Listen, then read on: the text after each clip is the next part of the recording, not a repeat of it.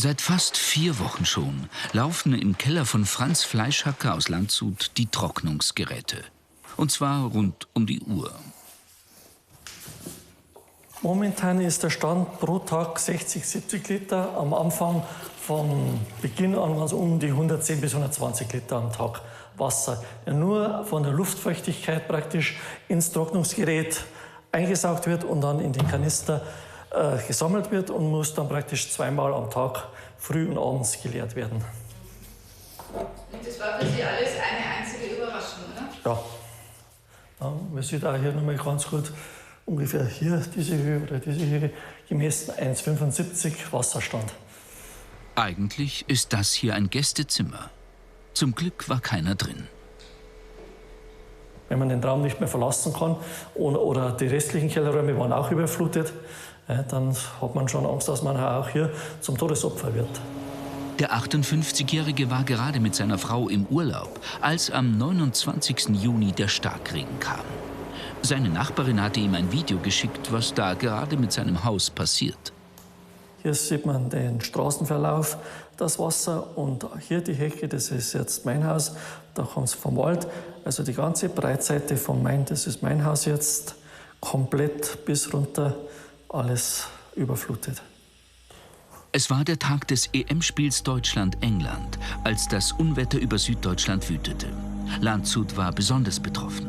Die ganze Innenstadt stand komplett unter Wasser.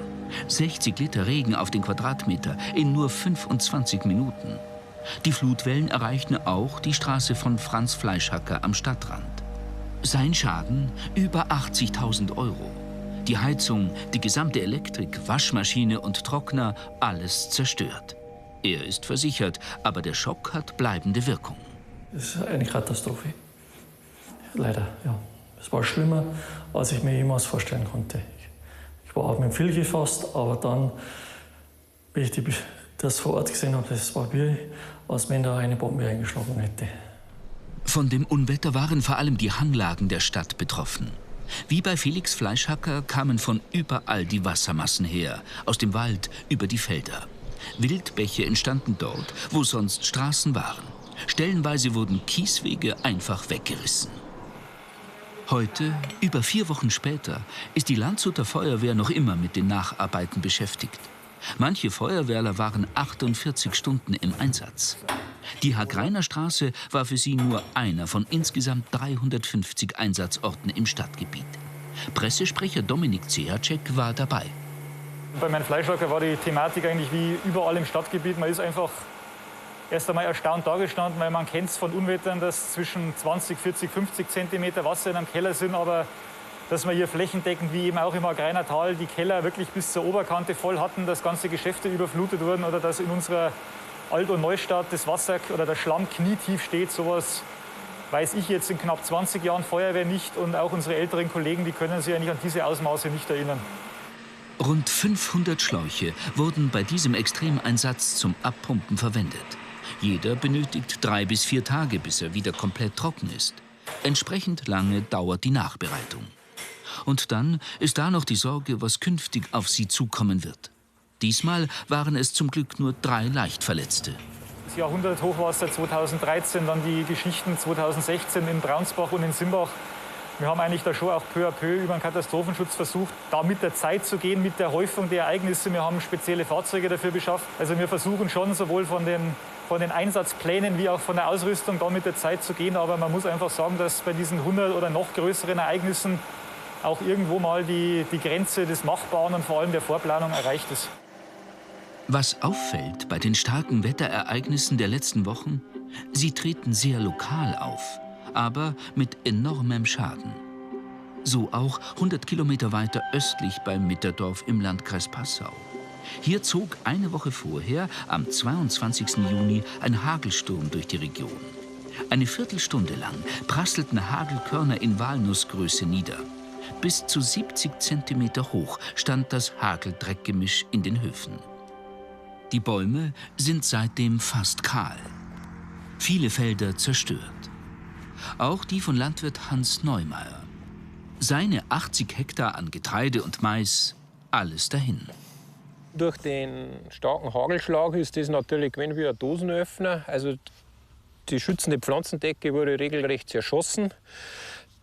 Die Mulch, die am Boden gelegen ist, wurde auch zerstört, weil das waren ja Einschläge wie von Schrotkugeln. Und dann hat der Hagel den Boden direkt getroffen. Das ist, als wenn ich immer so auf den Boden schlagen würde. Und das sieht man jetzt, das Ergebnis. Der Boden ist ganz hart. Der Boden kann auch kein Wasser jetzt mehr aufnehmen. Große Sorgen hatte sich der Landwirt auch um seine Rinderherde gemacht. Als der Hagel einsetzte, war sie zuerst nicht zu finden. Doch dann... Die haben sie unter einem Baum versammelt gehabt und die alten Kühe haben die kleinen Kälber in die Mitte genommen und haben praktisch einen Kreis gebildet um die und die haben dann den Hagel abgerissen. Es war schon beeindruckend, wenn man das sieht, also wie die Tiere da reagieren. Was bleibt, ist der Ernteausfall auf seinen Feldern von 100%. Die Gefahr ist, dass durch Folgeschäden die Ernte auch in den nächsten Jahren niedriger ist. Die Hagelkörner hat er aufgehoben. Wie sehr waren Sie darauf eingestellt, dass sowas passieren kann? Eingestellt muss man immer sein. Also ich bin ja versichert. Deswegen habe ich die Versicherung. Das ist ja da auch nicht gerade ein finanzielles Ding. Es ist ja auch, dass man ein wenig eine Beruhigung hat, wenn man eine Wolke im Hintergrund sieht. Und man ist jetzt schon froh, dass man auch gut versichert ist. Weil es geht halt einfach das Geld sonst ab. Wer keine Versicherung hat, hat Pech gehabt. Immerhin wird der Ernteausfall von Hans Neumeier ersetzt. Servus Hans, wie ist die Lage? Grüß dich, Hans. Die 5 Hektar große Streuobstplantage seines Nachbarn Hans Wölkel war nicht versichert. Erst im Frühjahr hatte der Obstbauer eine Hagel- und Frostversicherung verworfen, weil ihm ein Totalschaden unwahrscheinlich schien. Aus seinem Tafelobst kann er jetzt nur mehr Apfelsaft machen. Doch ein enormer Verlust. Ich habe meine festen Kunden, die bei mir einkaufen, jahrelang schon einen Kundenstamm aufgebaut. Ich muss ja schauen, dass ich die irgendwie zufriedenstellen kann, weil sonst wandern die mir ab. Also ich bin fast auch verpflichtet, die Kunden weiter zu beliefern, wenn ich auch keine Verträge habe. Ich muss jetzt schauen, dass ich bei Kollegen Obst kriege. Nach Schätzungen der Versicherer haben die Hagelunwetter in Bayern Schäden in Höhe von rund 50 Millionen Euro verursacht. Die Landwirtschaft wird künftig noch mehr mit solchen extremen Wettersituationen rechnen müssen. Man muss sich nicht umstellen, aber man muss sich anpassen. Wir müssen daran arbeiten, weil es ist halt noch nicht so viel Erfahrung da. Das war sonst einmal 20 Jahre so ein Ereignis. Mittlerweile können die Wetter ziehen nicht mehr. Sonst ist halt ein Wetter gekommen und das ist über uns hinweggezogen, hat abgeregnet, dann hat es einmal 25 Liter geregnet. Auf das haben wir uns eingestellt gehabt. Und das ist die Herausforderung, die wir jetzt haben. Und wir müssen uns mit dem auseinandersetzen. Neu investieren, neue Techniken einsetzen.